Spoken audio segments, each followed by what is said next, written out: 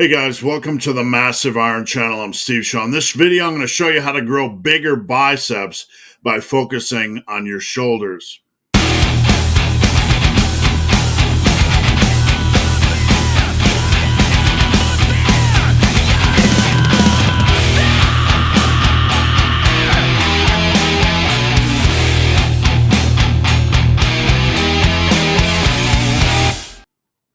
Before I get into that topic, if you have any questions or comments, drop them down below. The best topic ideas I turn into videos just like this. All right.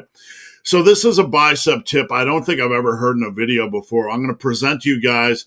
It's something to watch for when you're performing biceps exercise, when you're performing your curly whirlies, your dumbbell curls, your barbell curls, your machine curls, your preacher curls.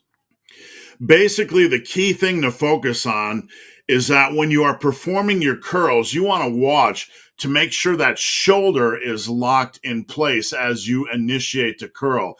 If the shoulder is kind of moving or the elbow is moving and the shoulder is moving to initiate the curl, usually your curls aren't super strict. Now, we don't need to go knee deep into mind-muscle connection over everything, but on curls, it's a really good idea after all your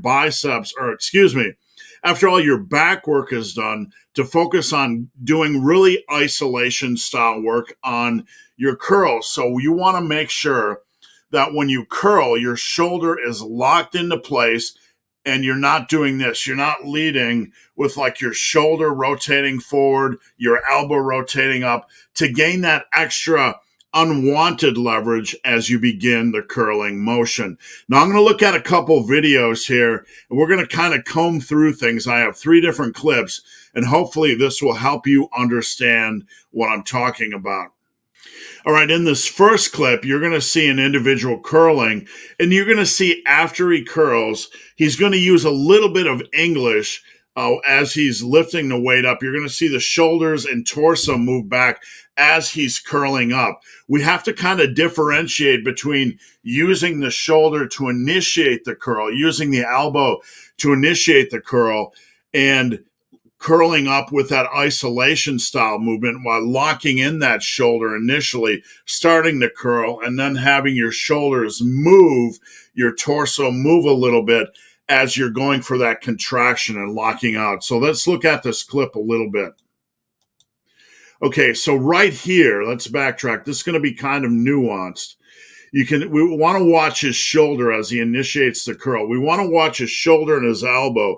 We want his shoulder and elbow to be kind of locked into place like they are right now. And we want to see the weight move up rather than the elbow rotate and the shoulder move back straight up out of the hole. So here you can see he's lifting up a little bit, kind of clenching with his traps a little bit, and that's kind of a natural movement. But you can see his shoulders and his elbows. His shoulder is over his elbows. He's kind of keeping those tight as he can, so the focus is on the biceps. Now, as he curls up, you can see his shoulders are moving back. That's kind of natural. When you get in that leverage position, you get kind of halfway up and you're going for that contraction. When you're going for that quality contraction, your body's going to lean back a little bit. That's okay. So watch again. Shoulders, we want to make sure the shoulders and elbows are kind of locked in place and the pressure is on the biceps. Right there, yep, pressure is on the biceps. He's kind of bracing, that's okay. Shoulders are lifting up during the brace, that's okay. And the shoulders are moving back, adjusting a little bit. Shoulders are moving back during the lockout, so that's absolutely fine. A very nuanced, but something you want to watch for when you're doing your curly whirlies. Now let's move on to the next clip. All right, in this clip, this is me doing a bent over single arm cable curl. And what you want to watch is, this is a different example, but it'll give us a really good idea of what to look for with the shoulders. Now, my left shoulder, because I'm pulling with my left arm here, you want to see kind of that left shoulder fight. You don't want to see it moving to initiate the curl, right? You want to kind of see it locked into place as much as possible. So we're focusing on the curl or the isolation of the movement. So let's take a look. So right there is a starting point. We don't want to see the shoulder move in to pull the weight. We want to see the bicep contraction. We want to see the bicep doing the work. So watch the shoulder here. So as you curl and finish off, the shoulder is moving in a little bit, but we're not seeing like this. We're not seeing the shoulder initiate. We're seeing more of the bicep initiate and the shoulder moving a little bit. You want to see that shoulder kind of locked into place. And if we look at normal speed, you can see that shoulder is pretty much locked into place. The bicep is doing all the work. And at the end, I'm kind of finishing off and trying to get a really good contraction. So some of this is very nuanced, but I hope you can see the bigger picture. We want to lock that shoulder into place, and we really want to focus on getting the biceps as much stress as possible. All right, in this final clip, I'm going to show you something a little bit more cheaty. This is something I use as a finishing exercise, but it's an example of how I'm using English, how I'm moving with the body to initiate the curl instead of the biceps. Now, this can be okay as a finisher, and this can be okay in the form of cheat reps, but I want to use this as an example to show you the opposite. We just looked at trying to stay tight during a curl. This clip is going to show you the exact opposite. Right here, watch my body. My body's going to turn and my shoulder's going to turn as I'm trying to curl. So you can see this is a great example of cheating. See the swing? I'm kind of swinging my shoulder in to initiate the curl.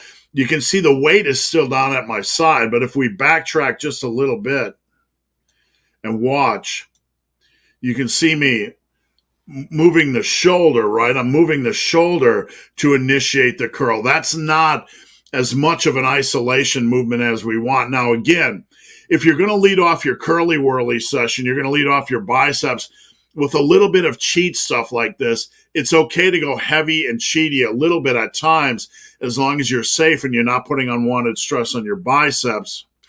But again, you don't want to do this all the time on every set. You want to be very aware of this and limit the amount of work you do like this. You could do this as a finisher or as something really heavy to initiate your bicep session.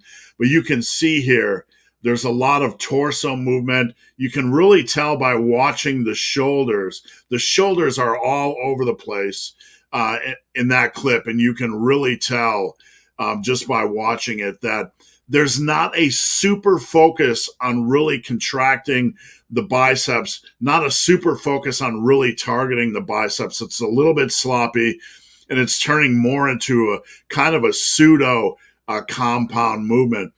Why is this important? Just remember, this is important because when you're doing a compound movement, you want to focus on form and moving the weight through space. When you're doing more of an isolation movement, you want to focus on really locking in and letting the isolated muscle do more of the work rather than doing that crazy amount of English. So again, when you're training your biceps, take a video, watch your shoulders, watch to make sure they're not initiating or rotating to do more of the work than you want them to do. So guys, hope this video has been of some help. If you have any questions or comments, drop them down below. If you made it this far in this video and have yet to subscribe to my channel, please do. I'd appreciate the support. So guys, as always, thanks for watching. Have a great day.